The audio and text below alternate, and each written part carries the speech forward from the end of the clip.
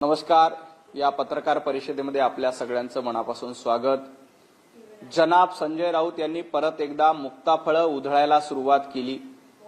ज्या पद्धतीची बेताल वक्तव्य ती करतात, ती वक्तव्य बघता संजय राऊत यांचं डोकं ठिकाणावर आहे का असाच प्रश्न पडतो.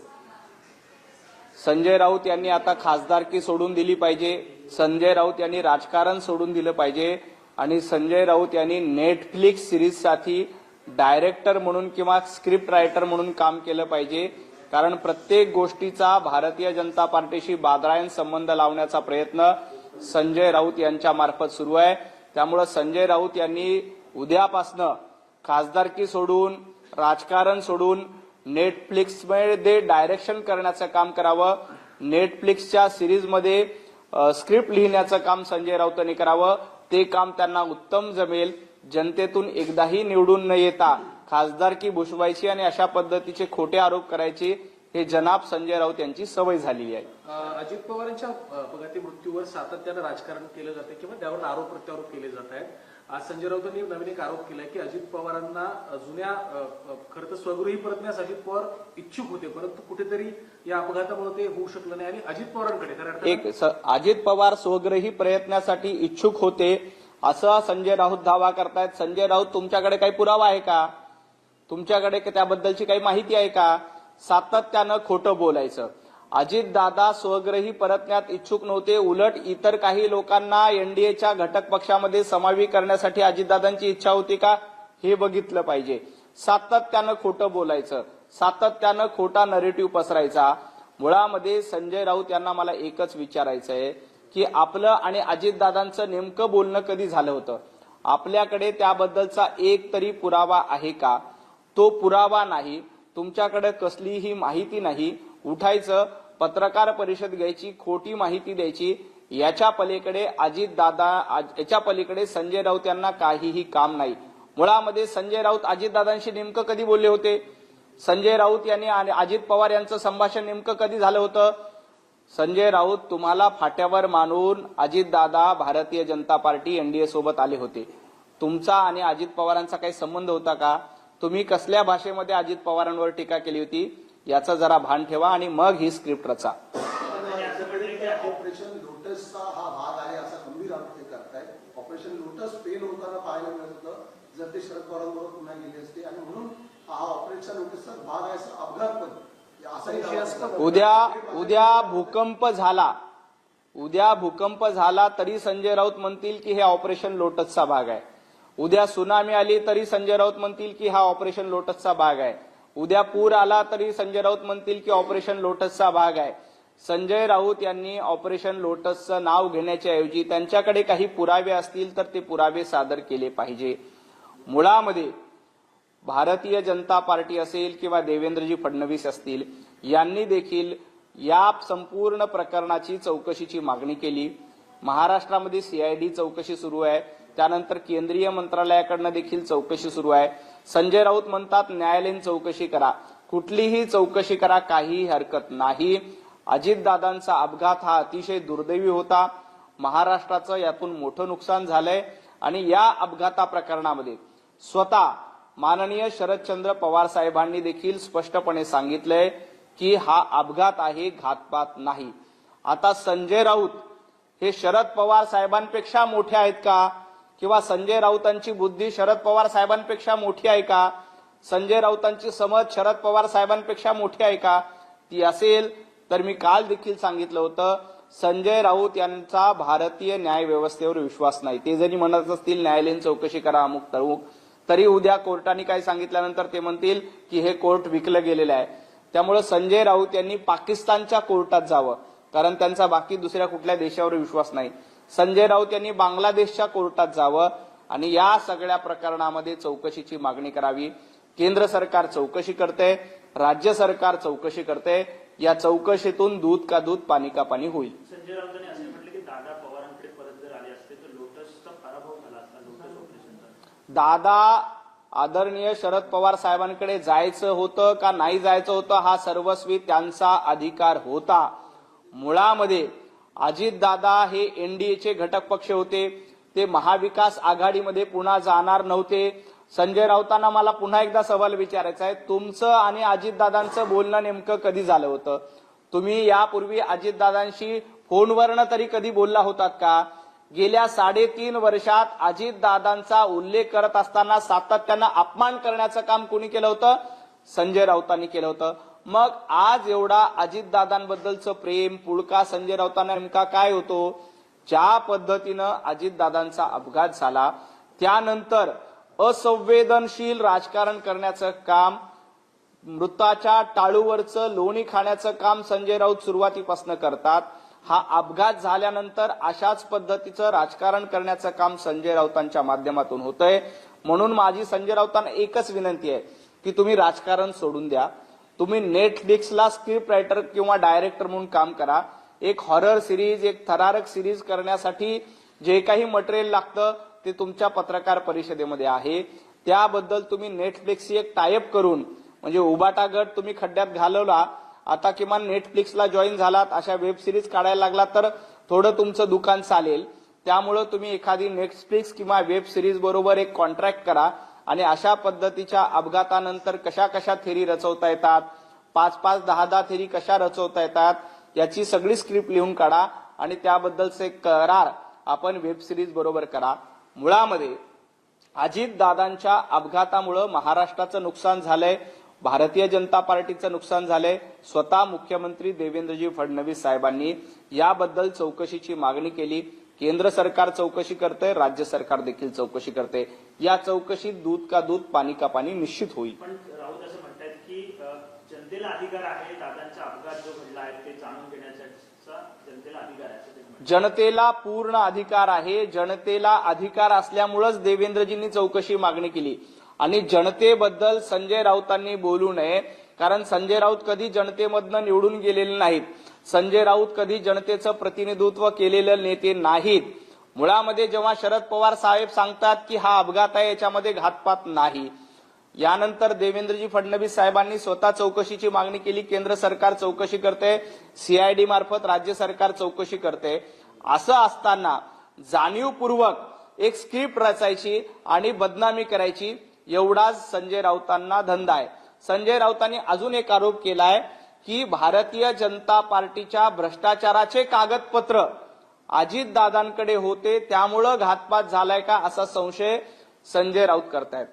संजय राऊतांनी त्याच पत्रकार परिषदेमध्ये शेवटी असं सांगितलंय की पार्थ पवाराला वाचवण्याचं काम भारतीय जनता पार्टी करते, अजित पवारांच्या मुलाला वाचवण्याचं काम भारतीय जनता पार्टी करते.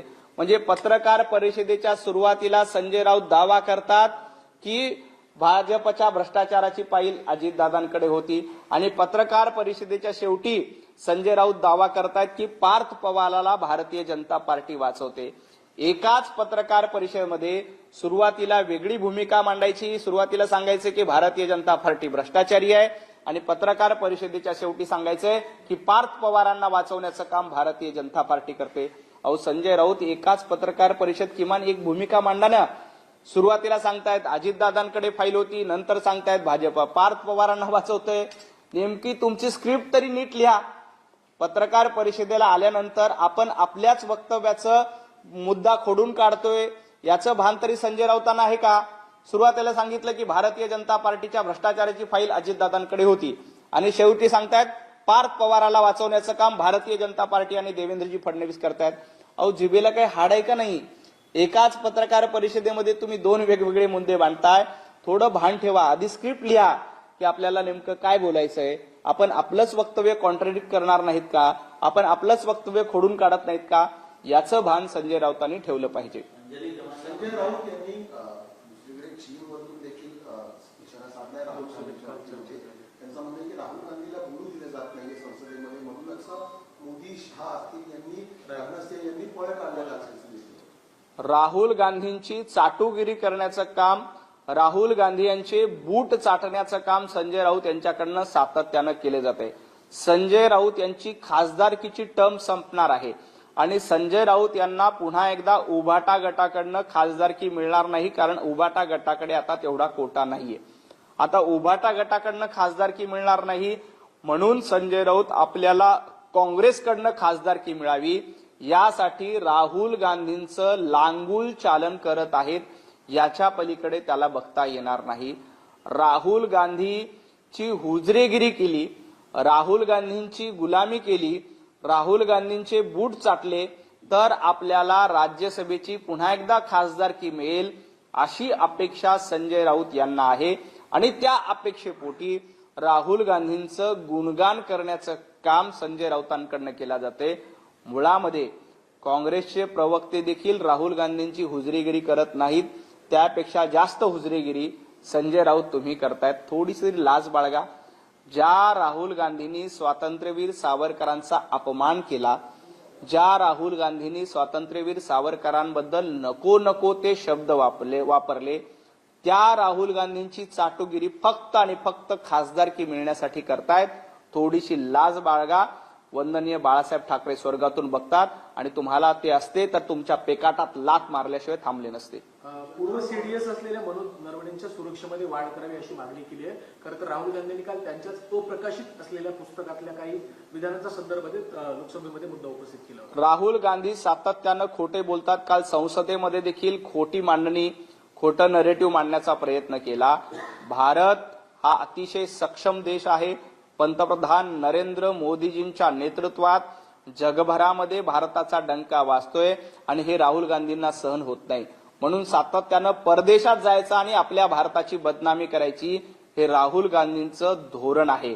आणि आपल्याला खासदारकी मिळावी म्हणून संजय राऊत हे राहुल गांधी यांचं लांगुलचालन करण्याचा प्रयत्न करतायत. याच्या पलीकडे याला बघता येणार नाही. परंतु मनोज नरवणे जे आहेत माजी लष्कर अधिकारी, त्यांच्या सुरक्षेमध्ये वाढ करावी अशी मागणी संजय राऊतांनी. नाही, भाजपवाले काही उद्या संजय राऊत म्हणतील भाजपवाले भूकंप आणतील, भाजपवाले सुनामी आणतील, भाजपवाले काय अजून काहीतरी करतील. संजय राऊतांना जळी स्थळी काष्टी पाशानी फक्त भाजप दिसते. महाभारतातला एक प्रसंग आहे, जेव्हा कंसाचं मरण जवळ आलं होतं तेव्हा कंसाला प्रत्येक ठिकाणी श्रीकृष्ण दिसत होता. कंसाला पाणी दिलं तरी त्याच्यामध्ये श्रीकृष्ण दिसायचा, कंसाला जेवण दिले तरी त्याच्यामध्ये कृष्ण दिसायचा, कंसाला झोपताना कृष्ण दिसायचा. तसं जळी स्थळी काष्टी पाशाणी सगळीकडे संजय राऊत यांना भारतीय जनता पार्टी दिसते, देवेंद्रजी फडणवीस दिसतात. याच्या पलीकडे काही नाही. प्रत्येक गोष्ट, कुठलीही गोष्ट घडली की भारतीय जनता पार्टीचा हात आहे. उद्या भूकंप आला भारतीय जनता पार्टीमुळे, पाऊस आला भारतीय जनता पार्टीमुळे, उद्या सूर्य उगवला भारतीय जनता पार्टीमुळे उगवला. याच्या पलीकडे संजय राऊत काहीही काम करत नाहीत. राहिला प्रश्न मनोज नरवणे यांच्या सुरक्षेचा, तर त्याबद्दल केंद्र सरकार योग्य ती काळजी घेईल. त्याबद्दल संजय राऊत यांनी बोलायचं गरज नाही. राष्ट्रवादी शरद पवार गटाचे नेते आहेत मुकेश, त्यांनी असं सांगितलं आहे की विलिनीकरणासाठी अमित शहा आणि मोदींना हिरवा झेंडा दिला गेला. त्या नेत्यांनी जाहीरपणे सांगावं की हिरवा झेंडा नेमकी कधी दिला होता, कुणी दिला होता, कसा दिला होता, विलिनीकरण करायचं का नाही करायचं हा संपूर्ण अधिकार राष्ट्रवादीचा आहे, सुनेत्राताई पवार यांचा आहे. याबद्दलचा निर्णय सुनेत्राताई पवार यांनी घ्यायचा आहे. जो काही निर्णय सुनेत्राताई पवार आणि राष्ट्रवादी काँग्रेस घेईल त्याला भारतीय जनता पार्टीचं समर्थन असेल. परंतु अजितदादा पवार हयात असेपर्यंत भारतीय जनता पार्टीला किंवा देवाभाऊंना विलिनीकरणाबद्दल त्यांनी कुठलीही गोष्ट सांगितली नव्हती. त्यामुळं तुर्तास विलिनीकरणाचा प्रश्न महत्वाचा नाही. विलिनीकरण करायचं असेल तर त्याचा सर्वस्वी अधिकार राष्ट्रवादी काँग्रेसच्या सर्वेसर्वा सुनेत्राताई पवार, राष्ट्रवादीचे इतर नेते त्यांना घ्यायचा आहे.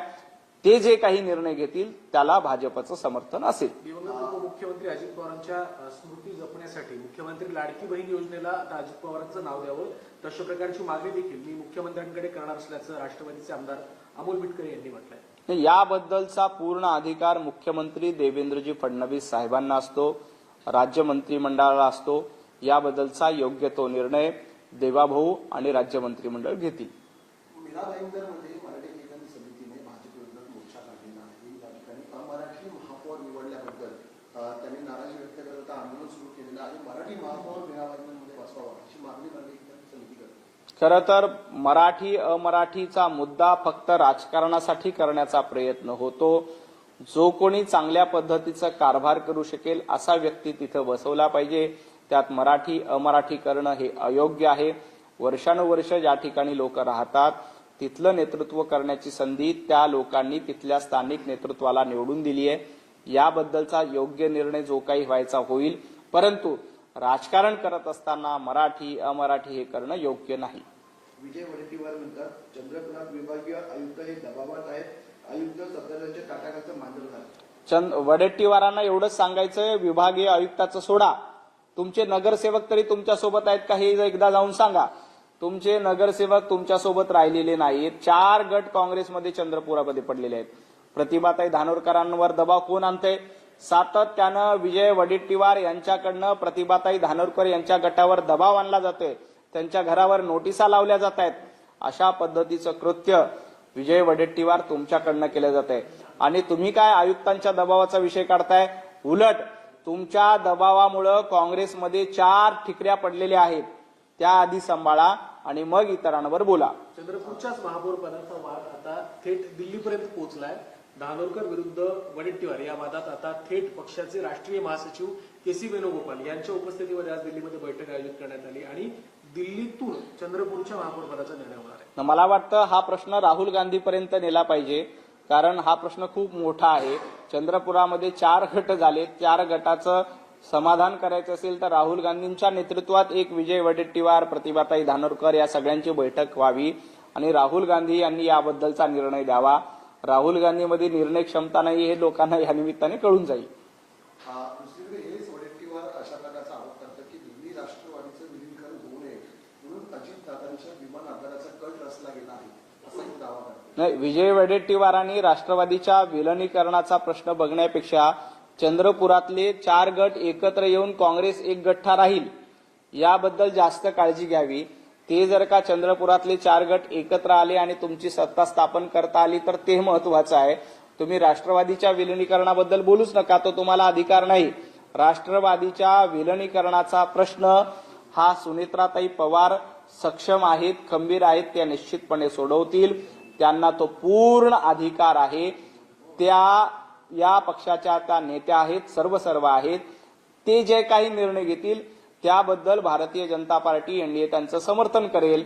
विजय वडेट्टीवार यांनी स्वतःच्या पक्षाच्या गटाचं विलिनीकरण कसं करता येईल, स्वतःचा काँग्रेस पक्ष एक संघ कसा चंद्रपुरामध्ये ठेवता येईल याच्याबद्दल जर जास्त फोकस केला तर चंद्रपुरातला प्रश्न लवकर सुटेल. मुंबईमध्ये पुन्हा एकदा मराठी वाद पेटताना पाहायला मिळतोय. एक विकासक आहे सुशील रहेजा यांनी एका मराठी तरुणाला मारहाण केल्याचा आरोप होता.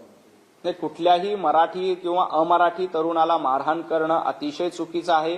महाराष्ट्रामध्ये कायद्याचं राज्य आहे. कायद्याच्या राज्यानेच चाललं पाहिजे. कुणी मराठीच्या नावावर अमराठी माणसाला मारू नये आणि अमराठीच्या नावावर मराठी माणसाला मारू नये. इथं कुणालाही मारण्याचा अधिकार कुणीही दिलेला नाही. या प्रकरणामध्ये तपास करून योग्य ती कारवाई होईल.